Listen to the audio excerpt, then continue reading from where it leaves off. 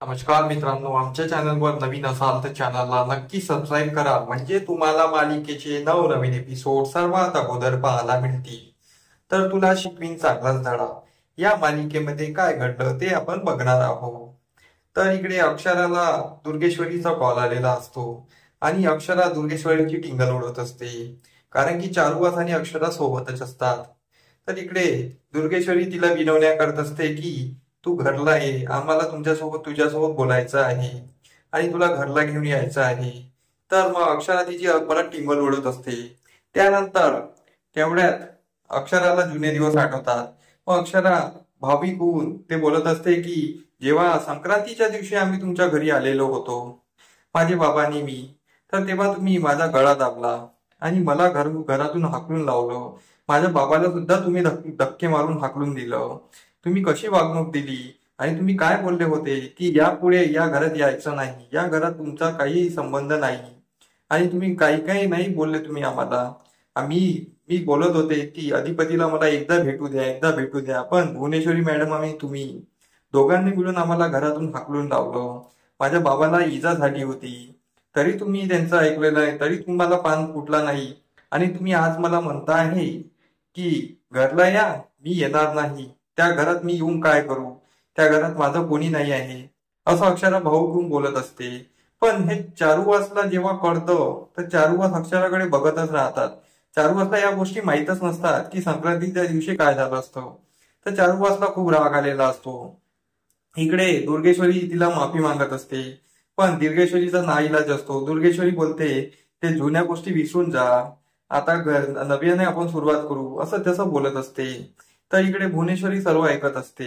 तर भुवनेश्वरीलाही संताप झालेला असतो. दुर्गेश्वरीला खूप चीड आलेली असते, पण काय करावं, भुवनेश्वरी समोर दुर्गेश्वरी काही बोलू शकत नाही. म्हणून दुर्गेश्वरी त्या अक्षराला विनवण्या करत असते, आमची चुकी झाली, मला माफ कर, पण आता यापुढे असं होणार नाही, आपण घरी येऊन बोलूया.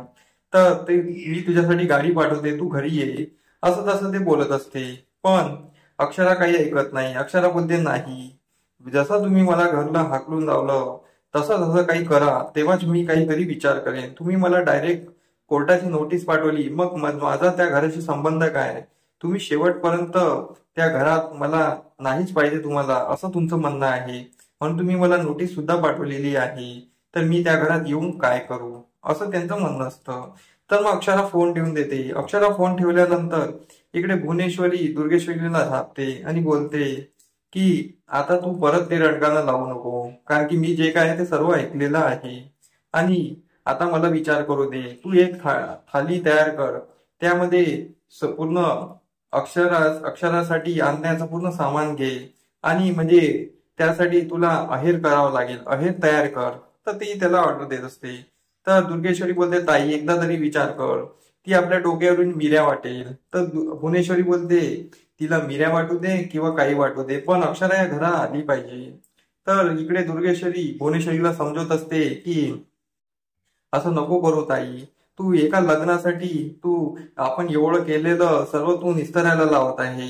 मग आपण एवढं करायलाच नाही पाहिजे होतं. आता ती मास्त्री या घरात येईल असं मला वाटत नाही. तर भुवनेश्वरी तिच्याकडे रागाने बघते. इकडे मग चारुवास अक्षराला विचारत असतो की एवढं तुझ्यासोबत घडलं, तू पण तू आम्हाला एक सुद्धा सांगितलं नाही. अक्षरा चूप उभी असते. अक्षराला रड येत असतो. अक्षरा बोलते बाबा सांगून काय करू, कारण की अधिपती कोणाचं ऐकत नाही, आणि अधिपतीला सांगितलं असतं तरी त्यांना खरं वाटलं नसतं, म्हणून सांगून काय करू. तर इकडे चारुवास बोलतात मला तर सांगती मी जाब विचारला असता, पण मी आता घरी जातो आणि तिला जाब विचारतो. अक्षरा बोलते बाबा तुम्ही आता टेन्शन घेऊ नका आणि आताच काही करू नका, आपण त्यांना चांगल्याने धडा शिकवू. दुर्गेश्वरी मॅडम आपल्या घरी येणार आहे, तर तेव्हा मी बघते. भुवनेश्वरी मॅडम आणि दुर्गेश्वरी मॅडमला आम्ही गुडघ्यावर आणल्याशिवाय राहणार नाही.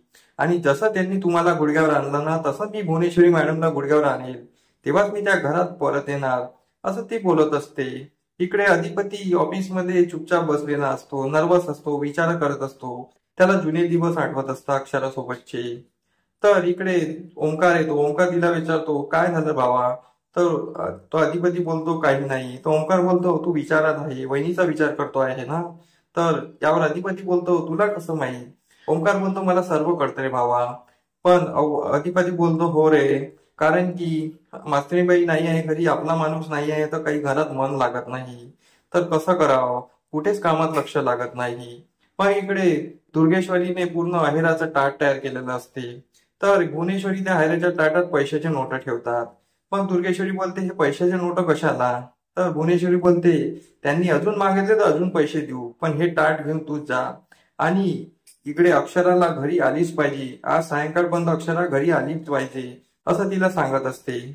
मग दुर्गेश्वरी म्हणते, हिला लग्नाची एवढी आवड पडली आहे की ती काही करायला तयार आहे. काय होईल काय कळत नाही आहे. तर दुर्गेश्वरी काय करणार हे आपल्या समोर करणारच आहे. तर दुर्गेश्वरी अक्षराच्या घरी पोहोचलेली असते आणि अक्षराची आई फोन करते आणि बोलते की दुर्गेश्वरी मॅडम आलेले आहे.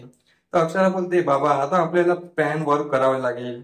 तर अक्षराने चारुहासने नवीन प्लॅन केलेला असतो. तो कोणता आपल्याला समोरील भागात करणारच आहे. आमचा एपिसोड कसा वाटला आम्हाला कमेंट करून नक्की सांगा. धन्यवाद. आमचा एपिसोड तुम्हाला कसा वाटला हे आम्हाला कमेंट करून नक्की सांगा. आम्ही तुमच्यासाठी नवनवीन एपिसोड घेऊन येत राहू. त्यासाठी आमच्या व्हिडिओला बघत राहा. धन्यवाद.